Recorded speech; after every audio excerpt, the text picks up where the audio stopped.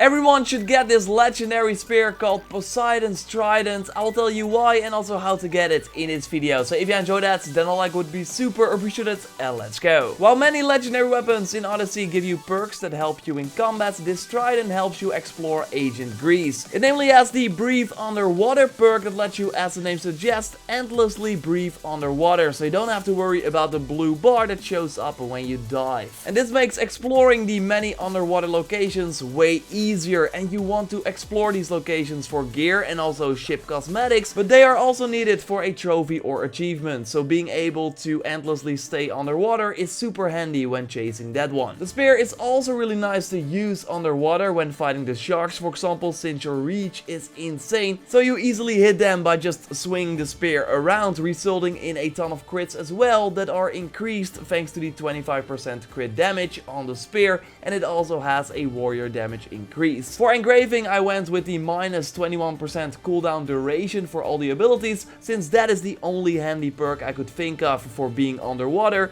so you can do your second wind ability more often, because you cannot do a lot of other abilities while being underwater. Because yes, you will only use this legendary spear while being underwater, since on foot you don't need the Breathe Underwater legendary perk, so you can better use a spear that has a legendary perk that can help you during combat. You, by the way, get the cooldown reduction perk from the Medusa sword that I already made a video on that you can watch by clicking on the screen. So yes, I thought it was smart to put that on the Poseidon's Trident, but then I found out that you don't really need to use this weapon while being underwater to get the effect. If it's just one of the two weapons that you got equipped, then you will still have this Breathe Underwater effect. I mean, it's really cool to slash the enemies with this spear, but you don't have to do it to get the effect as long as you have the spear equipped. When you get the weapon, you can of course also engrave the legendary perk on another weapon at the blacksmith, although I'm not sure why you would do that though, because you can just use this weapon and have another weapon focus on the combat perks, because again, this perk is only really handy when diving in the water. But yeah, it's possible to engrave it. You get this weapon on a small island between Samos, a level 26 to 31 region, and also Chios, a level 46 to 50 region. The lions were level 50 when I went there, on level 50, but they will be lower, like I think level 41, since the weapon also drops on level 41, so you have to be at least that level in order to use it. But when you got the weapon, you unlock the engraving already, so I think that means that you can already put this perk on another weapon to already have the underwater breathing